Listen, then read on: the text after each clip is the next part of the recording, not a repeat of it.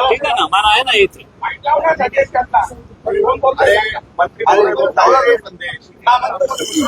चला चालू करा.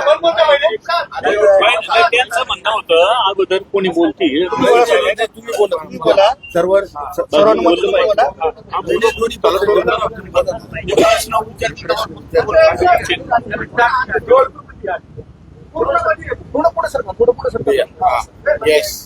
नाशिक महानगरपालिका निवडणूक 25-26 याच्यासाठी जी काय आता निवडणूक होऊ घातलेली आहे त्याचा फॉर्म भरण्याचा अंतिम दिवस उद्या आहे.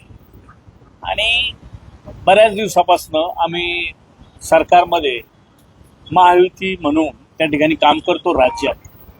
आणि मग इथे नाशिक महानगरपालिकेत महायुतीनेच लढावं अशा पद्धतीने छोटे वरिष्ठांकडे भाजपच्या वरिष्ठांकडे गेलो.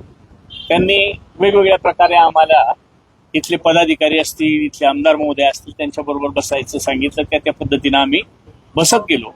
परंतु त्यांच्याकडून नंतर कुठल्याच प्रकारचा आम्हाला दिलासा किंवा वाटाघाटीच्या संदर्भात किंवा महायुतीच्या संदर्भात कुठलीच चर्चा त्या ठिकाणी झाली नाही. आणि म्हणून आम्ही आतापर्यंत त्या पद्धतीनं वेटिंगला होतो. पण मग नाईलाजानं आम्ही का बाबा आपण सरकारमध्ये एकत्र आहोत. मध्यंतरी झालेल्या विधानसभेच्या निवडणुका तेव्हा आम्ही आघाडीनं महायुतीनं लढलो. आता सुद्धा तसं होईल. कारण इथं नाशिकमध्ये ज्या वेळेला विधानसभेची निवडणूक लागली त्यावेळेला सर्वांनी मिळून भाजपला त्या ठिकाणी मदत केली. चांगलं भरघोष असं यश मिळालं ना. आम्हाला ती अपेक्षा होती काही इथं आम्हाला सुद्धा त्या ठिकाणी सामावून घेतलं जाईल. परंतु कुठल्याच प्रकारची चर्चा त्यानंतर झालेली नाही. आणि म्हणून आम्ही ठरवलं का शिवसेना शिंदे साहेबांची आणि एनसीपी अजितदादा गट यांनी आपण एकत्र येऊन आमच्या बसून एक 2-4 दिवस चर्चा झाल्या. आणि त्या पद्धतीनं आम्ही एकत्र येऊन शिवसेना आणि एनसीपी एकत्र येऊन आणि ह्या निवडणुकीला सामोरं जाण्याचं आम्ही ठरवलेलं आहे.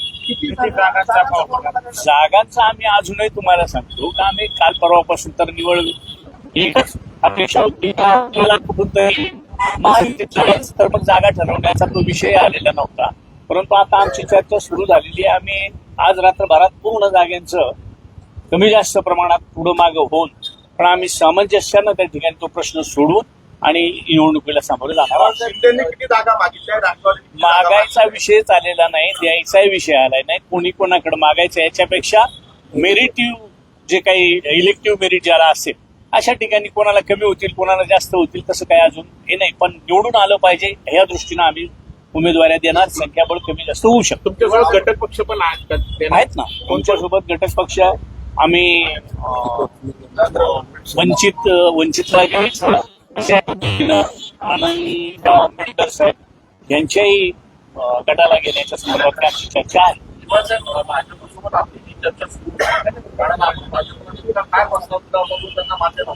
प्रस्तावात म्हणजे फक्त आपल्याला एकत्र लढायचं. तुम्ही आम्हाला सांगा का बाबा कशा पद्धतीनं लढायचं.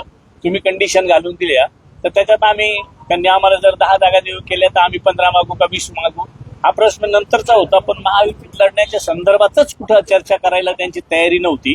म्हणून हा प्रसंग त्या ठिकाणी अशी एक चर्चा आहे. आपण वारंवार प्रयत्न करतो चर्चा करण्यासाठी शेवटच्या मिनिटापर्यंत भाजप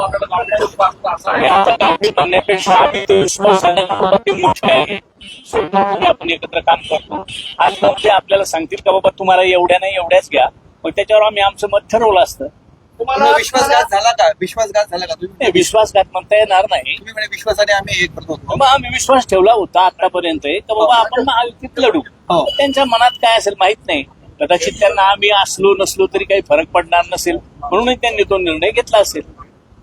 पण सत्तेमध्ये एका बाजूला असताना इथे पण तुम्ही बरोबर पाहिजे होते असं तुम्हाला वाटतंय का? आणि राज्यामध्ये सत्ता पाहिजे होती त्यावेळेस तुम्ही पाहिजे होते महापालिकांमध्ये. आम्हाला राज्यात तर आपण आहोतच, आम्ही एकत्र आहोतच. पण आता ज्या नगरपंचायती नगर परिषदेला झाल्या त्याचा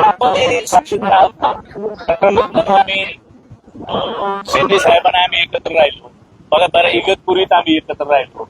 काही ठिकाणी आम्ही भाजपा सोबत राहिलो. म्हणजे एकमेकाच्या वेगवेगळ्या सिच्युएशनला फक्त निवडून येण्याचं स्किल जिथं असेल तिथं मागं पुढे आम्ही करायचा प्रयत्न केला. तिथं आम्हाला जागा कमी मिळाल्या का जास्त मिळाल्या हा काही विषय आम्ही कुठे चर्चेला घेतला नव्हता. उदयपुरी आणि त्र्यंबकेश्वरचा त्यांना पराभव जिव्हारी लागला असं वाटत नाही का? कारण तुम्ही दोघं जण होते, त्यांचा पराभव केला दोन्ही ठिकाणी. आता जास्त तसं- जिव्हारी लागण्याची चर्चा आहे. असं काही म्हणता येणार नाही, कारण ती शेवटी खेळीमेळीची कार्यकर्त्यांची निवडणूक आहे. बऱ्याच ठिकाणी असं होत असतं का कार्यकर्ते सामावून घ्यावेत म्हणूनही कदाचित त्यांनी नसल घेतला आम्हाला. पण आम्हाला तर माहित आहे आपल्यासाठी एकत्र तसं कार्यकर्त्यासाठी सुद्धा एकत्र राहावं अशी अपेक्षा होती. काही कार्यकर्त्यांचा पोस्ट समोर येत आहे. त्या पोस्टमध्ये तुमचे राष्ट्रवादीचे कार्यकर्ते असं म्हणतात केसाने गळा कापला. खरंच केसाने गळा कापला आहे का तुमचा? कुणी काढला? तर तोच प्रश्न उपस्थित केला जातोय. तुमच्या कार्यकर्त्यांकडनं पोस्ट व्हायरल केलं जातं आता. केसाने गळा कापला म्हणजे कोणी कापला? सर्व सेंटरला या. मी काय कोणाचे काही पोस्ट बघितलेलं नाही आणि आम्हाला काय माहिती नाही. आम्ही आमच्या चर्चेमध्ये होतो. आम्ही आतापर्यंत जे आहे जसं हिरवळ साहेबांनी सांगितल्याप्रमाणे आतापर्यंत भारतीय जनता पक्षाबरोबर राहण्याचा आम्ही दोन्ही पक्षांचा निर्णय होता. आम्ही दोघांनी मिळून जे आहे 2-4 दिवसामध्ये जे आहे आमच्या वाटाघाटी सुरू होत्या.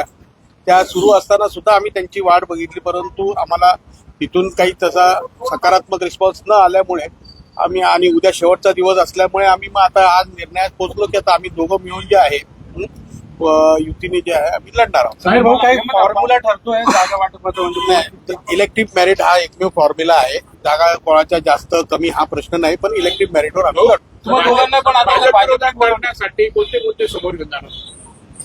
तेव्हा आम्ही वर जे आहे केंद्रामध्ये सुद्धा आम्ही एकत्र आहोत, राज्यामध्ये सुद्धा एकत्र आहोत आणि आदरणीय मोदी साहेबांचा एकच नारा आहे तो म्हणजे विकास.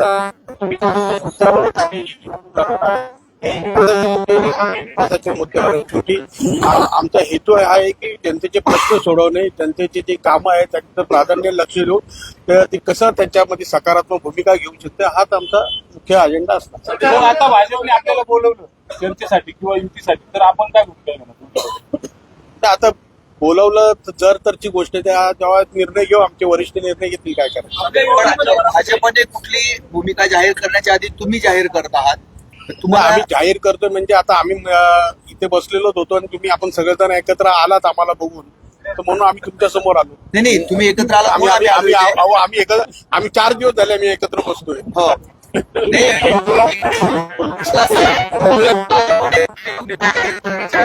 त्यांनी अजून स्वबळावर लढणार हे जाहीर केलेलं नाही.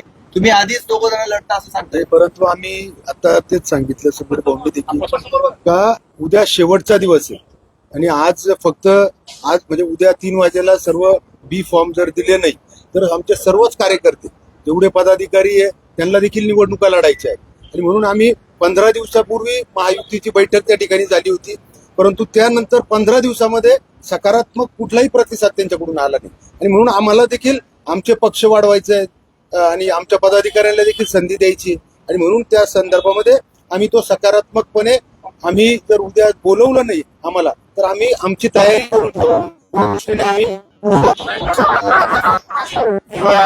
असं आहे. तेव्हा याच्यामध्ये तुम्हाला स्पष्ट सांगतो, नगरपालिका, महानगरपालिका, जिल्हा परिषद, पंचायत समिती ह्या खऱ्या अर्थाने कार्यकर्त्यांचे लढवण्यासाठी असणाऱ्या या निवडणुका, कारण शेवटी कार्यकर्त्यांना कुठेतरी न्याय द्यावा लागतो आणि त्यानंतर प्रत्येक पक्षामध्ये जे आहे कार्यकर्त्यांची फार मोठी फळी असते आणि त्या प्रत्येक पक्षाला असं वाटतं की आपल्या कार्यकर्त्यांना न्याय देण्यासाठी आपण त्यांना उमेदवारी दिली पाहिजे. त्याच्यामध्ये जे आहे प्रत्येक पक्षामध्ये काही उमेदवार जास्त आहेत, त्यांना वाटतं की नाही आता आपण आपल्या जर कमी केले तर मग आपल्या बाकीच्यांवर अन्याय होईल. तर अशा रीतीचं जे आहे सगळं कुठे ना कुठे काही लोकांना अन्याय होईल, भेदभाव होईल अशा सगळी भीती असते. त्याच्यामुळे प्रत्येक पक्षाला वाटते आपले कार्यकर्ते जे आहे असा प्रश्न आहे राज्यातल्या नेत्यांनी सांगितलं होतं युतीमध्ये लढायचं, म्हणजे युती करण्याला जबाबदार कोणी महाराष्ट्र कुणी? नाही बघा, आम्ही आमचा प्रस्ताव दिलेला आहे. आम्ही आजही वाट बघत होतो. आता शेवटी कुठेतरी निर्णयाला यायला पाहिजे. आता उद्या शेवटचा दिवस आहे.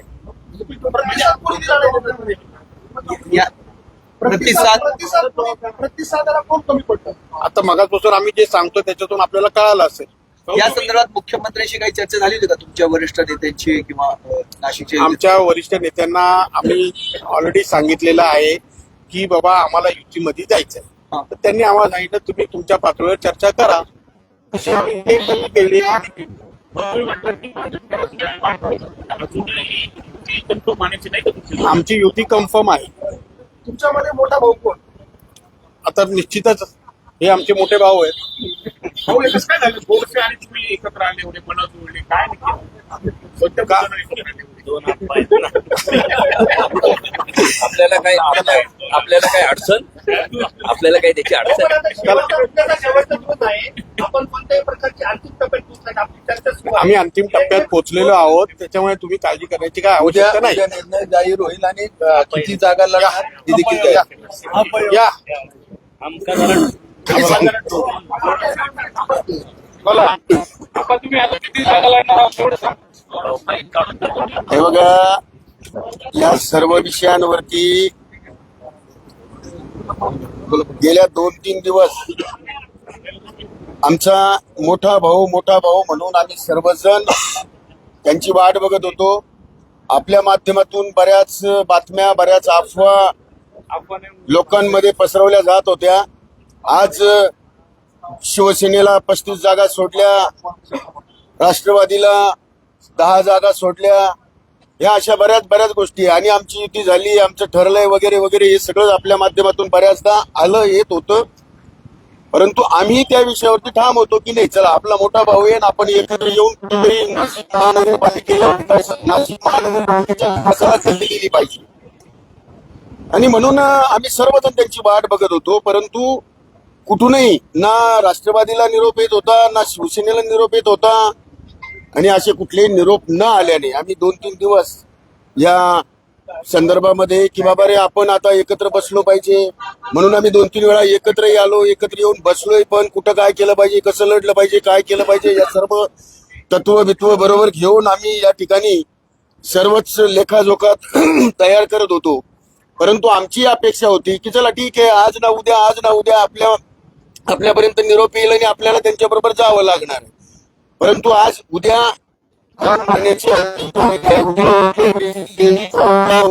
याला जोडायची आहे. आणि ते जर तसं जर त्या याच्यात आपण मागं पडलो तर मग आपल्या पक्षाची फार मोठी हानी होऊ शकते. आपला कार्यकर्ता हा वाऱ्यावर सोडल्यासारखा होऊ शकतो. आपल्या प्रत्येक पक्षाचे खासदार आहे, आमदार आहे, मंत्री झाले, सत्तेमध्ये आहेत, परंतु कार्यकर्त्याला तुम्ही वाऱ्यावर सोडले की काय, हा विषय जनतेमध्ये सुद्धा मोठा पसरू शकतो. आणि म्हणून या दृष्टीनं आज आम्ही अंतिम टप्प्यामध्ये पोहोचलोय. आज या ठिकाणी सर्वांची सकस चर्चा झाली आणि त्या चर्चेनुसार निश्चितपणे या ठिकाणी नाशिक महापालिकेमध्ये शिवसेना आणि राष्ट्रवादी काँग्रेस हे एकत्र एक दिलाने लढून या ठिकाणी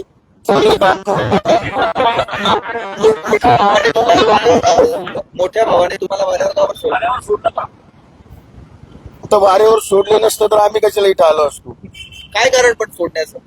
नाही, आम्हाला विचारलंच नाही ना काय कारण. म्हणजे आता त्यांच्याकडे जे इतर लोकांकडे म्हणजे जसे काँग्रेसकडे असतील, राष्ट्रवादीकडे, इतर लोकांकडे जे काही लोक असतील ते गोळा करण्याचं काम या शहरामध्ये त्यांनी केलं. आम्ही बघत होतो चला ठीक आहे, जे येणारे असतील त्यांना तर घेतलंच पाहिजे. आम्ही पण घेतो, राष्ट्रवादीमध्ये पण येतात, भारतीय जनता पार्टीत पण येतात, सगळ्यांनी घेतलेच पाहिजे. आणि चांगल्या माणसांना घेऊन त्यांच्या हातून या शहराचा विकास हा झालाच पाहिजे. परंतु आमच्या ध्येय धोरणानुसार समजा आमच्याकडे किती 35-43 लोक आमच्याकडे होते, राष्ट्रवादीकडेही 7-8 नगरसेवक होते. आमची अपेक्षा तेवढी होती की चला ठीक आहे, कार्यकर्त्याचं कुठेतरी त्याच्यावर समाधान होईल. परंतु त्या ठिकाणी असं कुठल्याही विचारात न घेतल्याने आज आम्ही या अंतिम टप्प्यामध्ये पोहोचलोय. महाविकास आघाडी एकीकडे एकत्र आलेली आहे, दुसरीकडे भाजप देखील आहे. कोणाचं मोठं आव्हान वाटतंय आपल्याला? येणारा काळ सांगेल ना.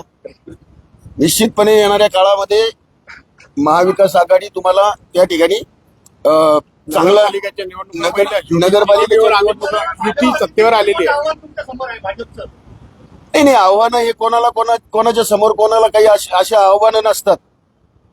आव्हान हे तयार करायचं असतं आणि निश्चितपणे नाशिककर जनता ही तुमच्या आव्हानाला लढण्याची तयारी दाखवली होती. एवढे सक्षम उमेदवार आहेत का तुमच्याकडे? सक्षम उमेदवार असल्याशिवाय आम्ही दोघं एकत्र आलोय का? त्यांच्याकडे आहे, आमच्याकडे आहे, आणि चांगले सक्षम उमेदवार आहे. 122 आता तुमचा सक्षम उमेदवार आहे, मात्र तुमच्या पक्षामध्ये ज्या लोकांना प्रवेश देत आहेत त्यामुळे तुमच्या युवा सेनेचे पदाधिकारी नाराज झाले. आता तुमच्या कार्यालयामध्ये 20हून अधिक युवा सेनेचे पदाधिकारी राजीनामा घेऊन उभे आहेत. नाही, प्रश्न असा असतो, प्रत्येक पक्षामध्ये प्रत्येक कार्यकर्त्याला न्याय दिला जात नाही किंवा दिला जातो. त्या प्रत्येक कार्यकर्त्याची समजूत काढणं हे त्या पक्षाच्या वरिष्ठांचं काम असतं. आणि निश्चितपणे आम्ही त्यांच्या येणाऱ्या काळामध्ये अजून तिकीट कोणाला याला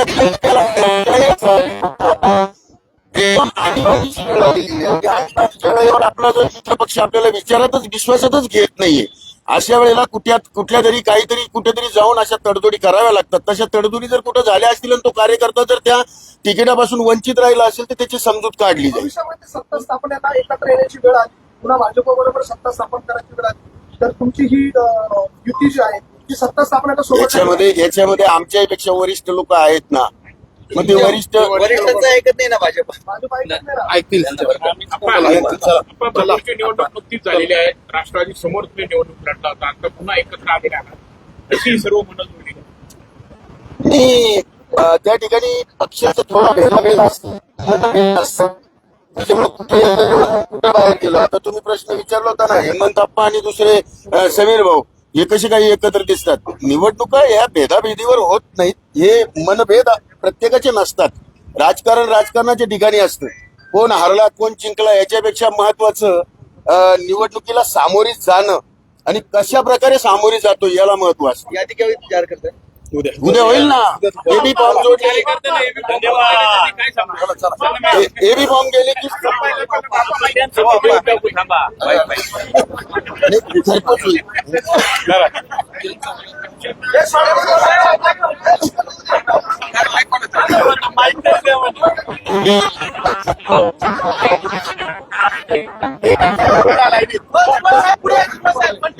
अप्पा या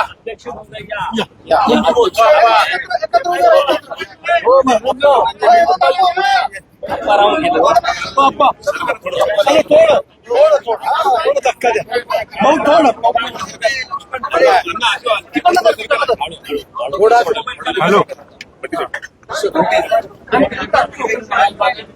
टेस्ट देतोय तुला.